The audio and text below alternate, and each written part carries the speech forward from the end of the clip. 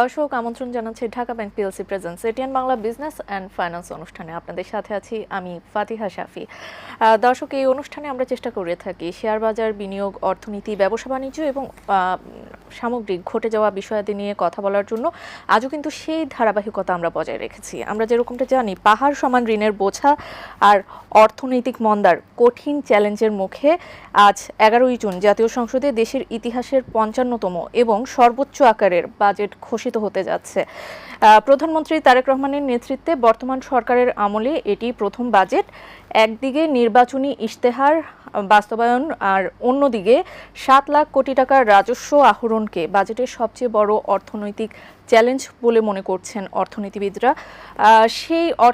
সেই চ্যালেঞ্জ আসলে কিভাবে ওভারকাম করা যেতে পারে বা এর প্রভাব সাধারণ মানুষের উপর কিভাবে পড়তে পারে, সেই বিষয়াদিগুলো নিয়ে আজকে আমরা আলোচনা করতে যাচ্ছি। আমাদের আজকের আলোচনার বিষয়বস্তু আমরা চূড়ান্ত করেছি বাজেট 2026-27। আর এ বিষয়ে কথা বলার জন্য আমাদের সাথে স্টুডিওতে আছেন দুজন বিশেষজ্ঞ অতিথি। আমার সাথে প্রথমেই যিনি আছেন ডক্টর মোহাম্মদ আব্দুল মজিদ, সাবেক চেয়ারম্যান এনবিআর, আমন্ত্রণ আপনাকে। এবং আমার সাথে আরও আছেন doctor Mohammad Ali Afzal, president rehab ও বিশিষ্ট কৃষি বিজ্ঞানী। আপনাকেও স্বাগত জানাচ্ছি আমাদের আজকের আয়োজনে।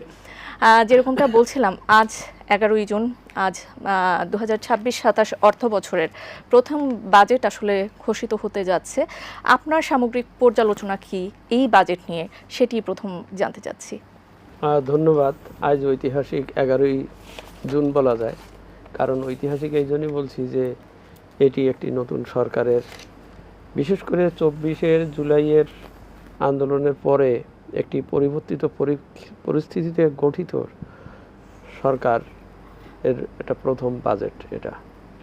এবং এই বাজেটটি আমরা অতীতের অর্থমন্ত্রীদের পরিচয় যদি জানি, সেই থেকে বোঝা যায় যে এটা একটি ব্যতিক্রমী এই অর্থে একজন খুব প্রফেশনাল বিজনেসম্যান, একজন শিল্প উদ্যোক্তা, বিশিষ্ট ব্যবসায়ী, তিনি অর্থমন্ত্রী হিসেবে বাজেটটি দিচ্ছেন। এবং আপনি যেমনটি বলেছেন যে এর ব্যাকগ্রাউন্ডটা হচ্ছে অনেকগুলো চ্যালেঞ্জের পরে মাত্র 3 মাস 4 মাস বয়সী একটি সরকারের একটা বাজেট, এবং যে বাজেট আগামী বছরের জন্য একটা পথ নকশা দিতেই হবে তাকে। কেননা একটা বিশেষ ধরনের দৃষ্টিভঙ্গি নিয়ে যদি বাজেট না করা যায় বা ভবিষ্যতে না এগোনো যায়, তাহলে এই গতানুগতিক যে কথাটা বলা হয়, কিংবা কেউ কেউ বলে যে ওই কী বলে বিশাল ধরনের একটা উচ্চ অভিলাষী বাজেট, সেই সব শব্দ এবার কিন্তু নাই, থাকবে না। এটা যা প্রয়োজন, যেটুকু হবে, যেটুকু করা যাবে, যেভাবে করা যাবে, যাতে ইকোনমির মোল্ডকে ঘুরিয়ে দেওয়া যায়। হ্যাঁ, কারণ আপনি যেটা বলছেন যে বিরাট একটা ক্ষয়ক্ষতির বা একটা বিশেষ অসুবিধার পরে এই বাজেটটি দেওয়া হচ্ছে, এখানে অনেকটা পরিশীলিত, পরিমিত এবং একটি নতুন দৃষ্টিভঙ্গির একটা প্রক্ষেপণ এখানে থাকবে বা থাকতে হবে। এবং নির্বাচনী ইশতেহারে হোক কিংবা সমগ্র জনগণের যে প্রত্যাশা, অর্থনীতির যে প্রত্যাশা, সেই প্রত্যাশার একটা রিফ্লেকশন, একটা পথ নকশা, আমি যেটা বলতে চাই সেটা এখানে থাকবে। সেই জন্য এটা একটা ঐতিহাসিক বাজেট। আপনি বলেছেন সর্বোচ্চ বাজেট, আসলে প্রতি বছরই যে বাজেটটি হবে সেটা সর্বোচ্চই হবে। কেননা একটা বাজেট তৈরি হয় কিন্তু একটা বেস থেকে, একটা ভিত্তির থেকে তৈরি হয়, এবং সবসময় একটা গ্রোথকে লক্ষ্য রেখেই করা হয়। আমি যদি এবার 25 টাকার বাজেট করলাম, আগামীবারও যদি 25 টাকার করি, তাহলে কিন্তু ওইটা হবে না। কারণ এবার 25 টাকায় আমি হয়তো 4টে ডিম কিনতে পারবো, আগামীবার 25 টাকার বাজেট দিলে 3.5টা ডিম হবে, 4টে ডিম হয়তো হবে না।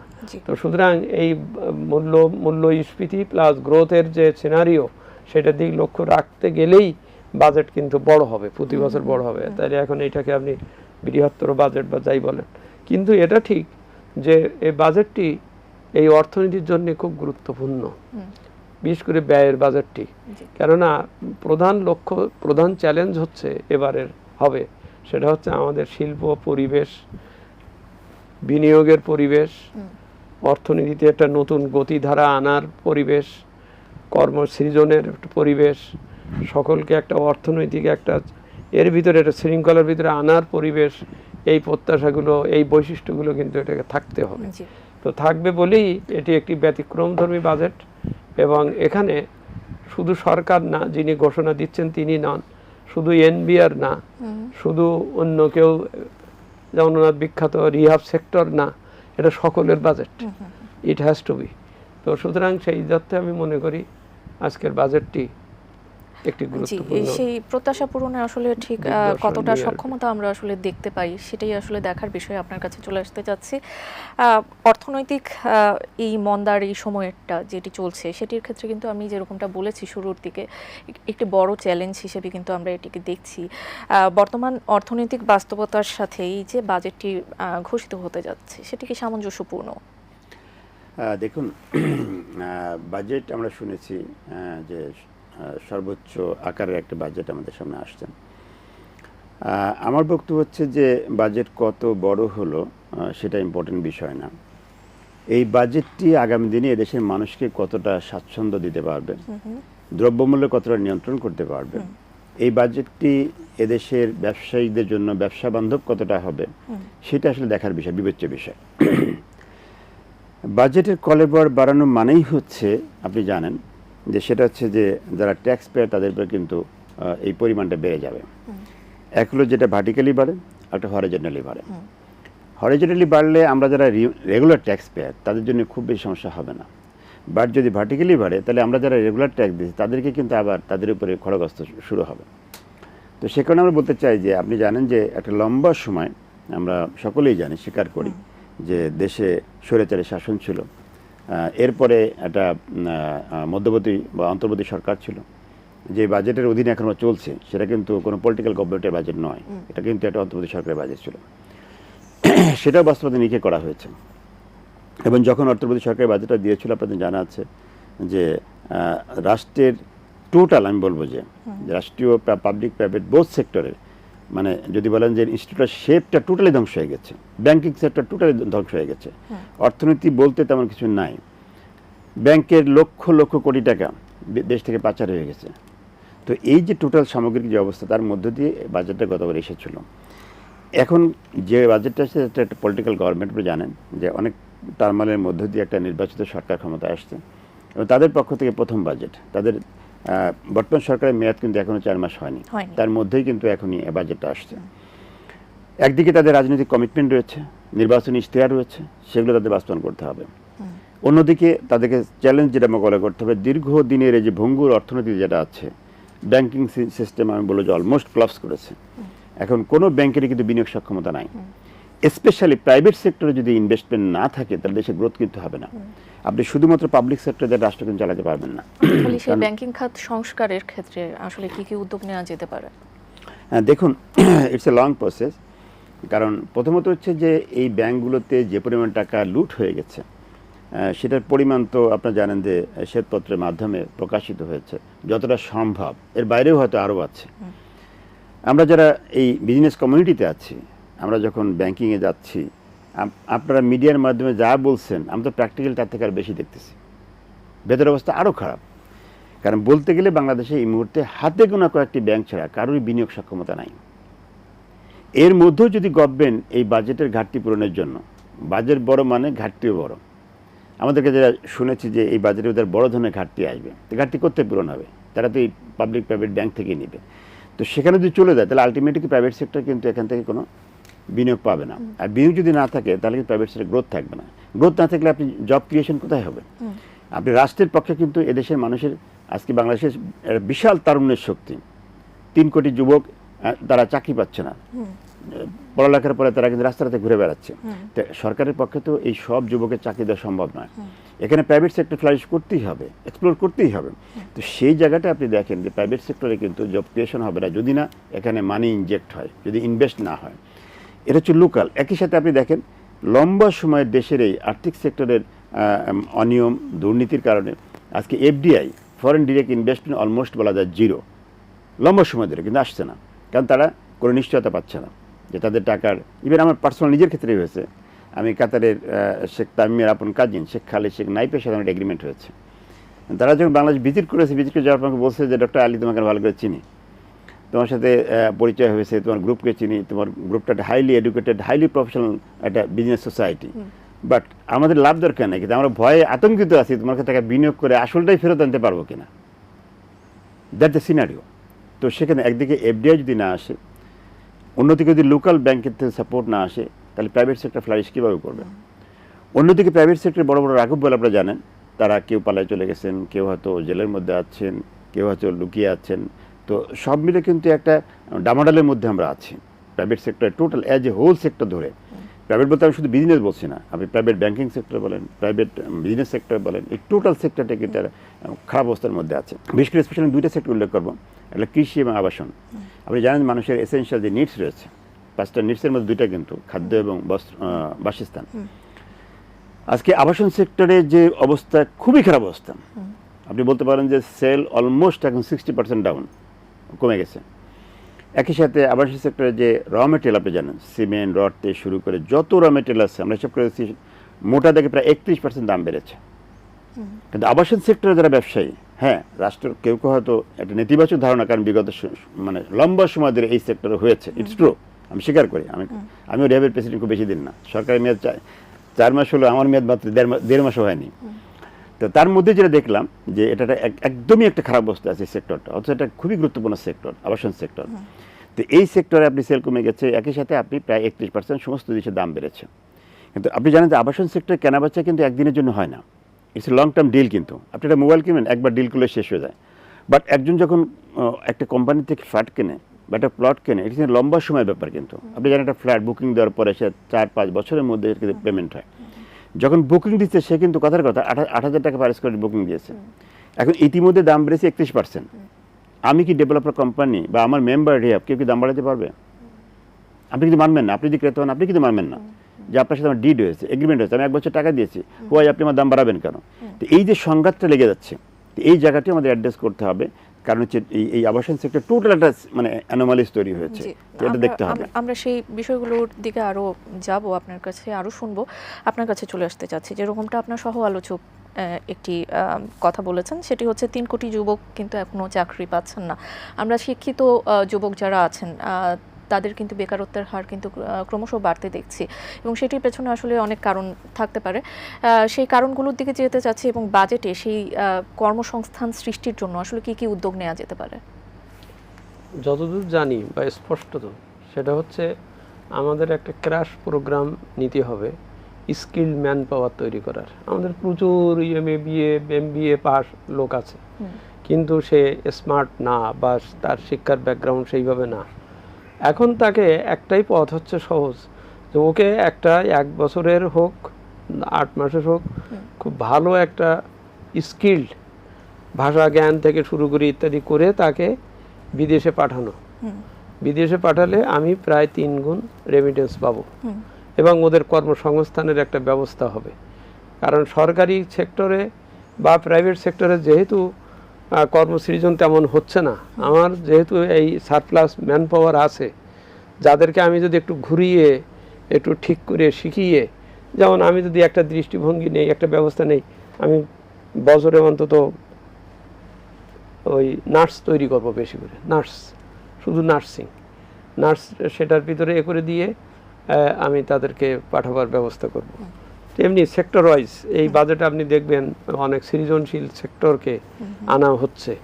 এটা হচ্ছে এই জন্যই যে এই যে এক্সট্রা ম্যান পাওয়ার আছে, যাদের চাকরি নাই বা যারা সেক্টরগুলো সম্পর্কে জানতে চাচ্ছি, ইতিবাচক দিকগুলো কি কি বাজেট? ইতিবাচক দিকের এইটাই হবে, সেটা হচ্ছে প্রতিটা সেক্টরকে ম্যান পাওয়ার এবং তাদেরকে স্কিল ম্যান পাওয়ার করবার কর্মসূচি নেওয়া।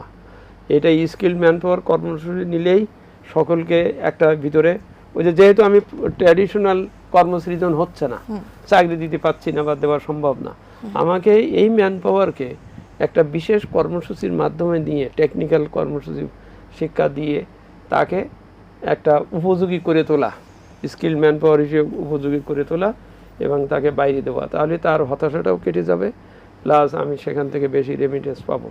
এটা হচ্ছে একটা ক্র্যাশ প্রোগ্রাম টাইপের, এটা আজীবন চলবে এরকম না, বা যারা এমএ পাস করে বাইরে বসে আছে তাদের জন্যই না, এটা সকলের জন্য একটা করা। আর একটা হচ্ছে এখানে ইতিবাচক দিক যেটা করা হচ্ছে, সে যেমন ধরেন একটা পার্টিকুলার একটা সেক্টর ইতবিক্ষিপ্তভাবে কাজ করছে, এখানে একটা সেক্টরকে একসাথে করে একটা এলাকাকে ঠিক করে তাদেরকে টেকনিক্যাল সাপোর্ট দেওয়া হবে, তাদের জিনিস কীভাবে বিক্রি হবে সেটা শেখানো হবে, তাকে ডিজাইন দেওয়া হবে, দিয়ে ওরা ওই জিনিসগুলো তৈরি করে সেটা বাজারে দিতে পারবে, বাইরে দিতে পারবে। এভাবে অর্থাৎ ইতবিক্ষিপ্তভাবে যেসব কাজ হচ্ছে সেগুলোকে একটা সম্মিলিতভাবে একটি ক্রিয়েটিভ করে নিয়ে নেওয়া। যেমন অনেক আমাদের নাট্যশিল্পী গোষ্ঠী গ্রুপ আছে, এখানে আছে, ওখানে আছে, ওখানে আছে। আমি যদি তাদেরকে একটা জায়গায় করে সে কথার কথা শিল্পকলা একাডেমির ইয়ের ভিতর দিয়ে নিয়ে তাদেরকে যদি একটু প্রশিক্ষিত করে আজকে সারা বিশ্বে নানানভাবে তারা যদি ছড়িয়ে পড়তে পারে, যেতে পারে, সেই ব্যবস্থা করা। অর্থাৎ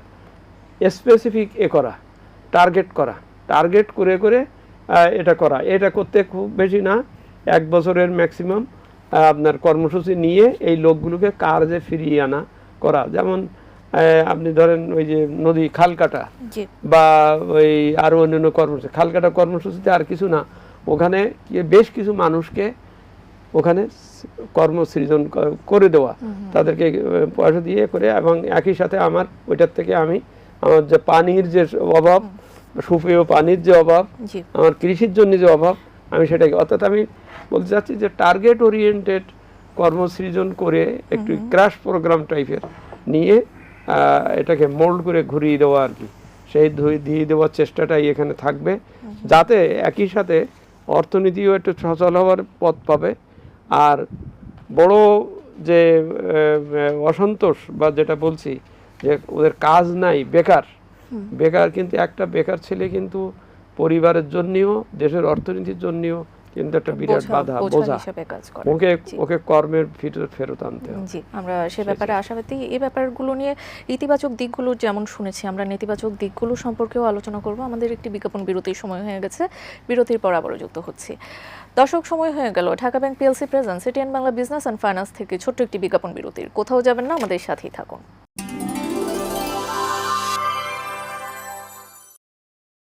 বিজ্ঞাপন বিরতির পর আবারও আমন্ত্রণ Dhaka bank PLC presents ATN Bangla business and finance অনুষ্ঠানে। আপনাদের সাথে আছি আমি ফাতিহা শাফি। দর্শক, আমরা কথা বলছিলাম বাজেট 2026-27 নিয়ে, আর আমাদের সাথে স্টুডিওতে উপস্থিত আছেন দুজন বিশেষজ্ঞ অতিথি। আমরা কিছুক্ষণ আগে ইতিবাচক দিকগুলো সম্পর্কে শুনছিলাম।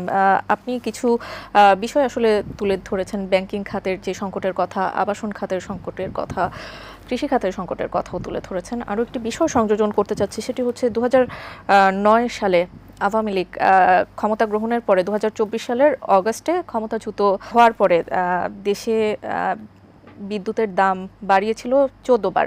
এই সময় ভর্তুকির অজুহাত দেখিয়ে আওয়ামী সরকার 188% পর্যন্ত দাম বাড়ায়। তার প্রতিবাদ যথেষ্ট দৃঢ়ভাবে বিএনপি সরকার করেছিল, কিন্তু সেই বিএনপি তার নির্বাচনী ইশতেহারে শেখ হাসিনা সরকারের দুর্নীতি, ক্যাপাসিটি চার্জ, রেন্টাল, স্বল্পমেয়াদী চুক্তিগুলো পর্যালোচনা করে অপ্রয়োজনীয় যেসব খরচ সেগুলো বাদ দেওয়ার প্রতিশ্রুতি দিলেও আমরা সেই প্রতিশ্রুতির রিফ্লেকশন এই 3 মাসে আমরা দেখতে পাইনি।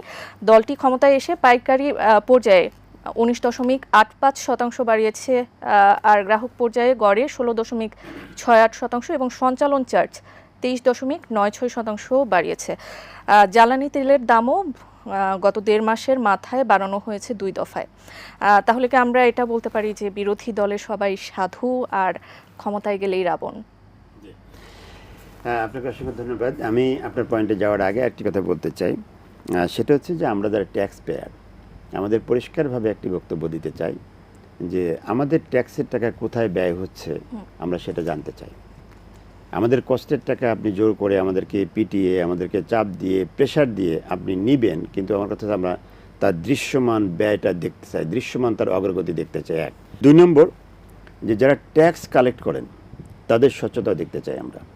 কারণ আমরা দেখেছি আমাদের অসংখ্য ব্যবসায়ী আছেন যারা রেগুলার ট্যাক্স পে করেন, কিন্তু অনেক ক্ষেত্রে আমরা দেখেছি তাদেরকে অন্যায়ভাবে হ্যারাস করা হয়। তো এই জায়গাটা আমরা চাই যেটা যেন ট্রান্সপারেন্ট হয়, স্বচ্ছ হয়। একজন এনবিআর কর্মকর্তা, তার যদি চলন বলনে মনে হয় যে উনি একটা কোটি টাকা গাড়ি চড়েন, উনি একটা গুলশানে ফ্ল্যাটে থাকেন, ওনার বাচ্চারা বিদেশে পড়াশোনা করে, দ্যাট ইজ সামথিং রং। আমার সম্মানিত সহ-আলোচক ডক্টর মজিদ সাহেব, উনি ওই দায়িত্বে ছিলেন এনবিআরে। ওনার চলন বলন জানি আমরা, উনি কিন্তু সৎ মানুষ, আগাগোড়া আপাদ মস্তকের সৎ মানুষ, দেখলেই বোঝা যায়। তা আমরা এটাও ইঙ্গিত করতে চাই যে এই কালেক্টর যারা আছেন, এনবিআর থেকে শুরু করে, পোর্টের ট্যাক্স থেকে শুরু করে যারা আছেন, আমি মনে করি এটাও মনিটর করা দরকার আছে তাহলে আমাদের এই ট্যাক্সের টাকা আপনি জোর করে নিচ্ছেন, ঠিক আছে, বাট নিয়ে যদি মধ্যস্বত্বভোগীরা সব খেয়ে ফেলে, সরকার যদি না পায়, এরকম শত শত এক্সাম্পল দিতে পারবো আমরা। যদি আমরা ব্যবসা করি, আমাদের চ্যালেঞ্জ আছে, বাট 24-এর অভ্যুত্থানের পরে এখনো কথা বলতে ভয় পাই না আমরা, কারণ অসংখ্য এক্সাম্পল আছে যে এই আমাদেরকে চাপ দিয়ে, প্রেশার দিয়ে। আমার নিজের ক্ষেত্রে হয়েছে যে আমার ইন্ডাস্ট্রিতে ঈদের আগের দিন যে বলছে যে আমরা 19 কোটি টাকা ট্যাক্স ফাঁকি দিয়েছি, কিন্তু এই ট্যাক্স ফাঁকি কী করতে হবে, নাহলে মামলা হবে। আমার ছেলেরা পরে সামান্য কিছু টাকা দিয়ে ম্যানেজ করেছে, তার দেশটা কোথায় গেছে। সো আমরা বলতে চাই যে এটা কিন্তু স্বচ্ছ ট্রান্সপারেন্ট হতে হবে, এক। নাম্বার 2, বিশাল ঘাটতি বাজেট। আমি মাননীয় প্রধানমন্ত্রীকে বলতে চাই যে আপনি শুধুমাত্র দুর্নীতি বন্ধ করেন, আপনার বাজেটে একটাও ঘাটতি থাকবে না। বাজেটে যতগুলো কাজ উল্লেখ করেছেন, যতগুলো কর্মসূচি দিয়েছেন, যতগুলো প্রোগ্রাম দিয়েছেন, আপনার সব প্রোগ্রাম, সব কাজ বাস্তবায়ন হয়ে যাবে, কোনো ঘাটতি থাকবে না।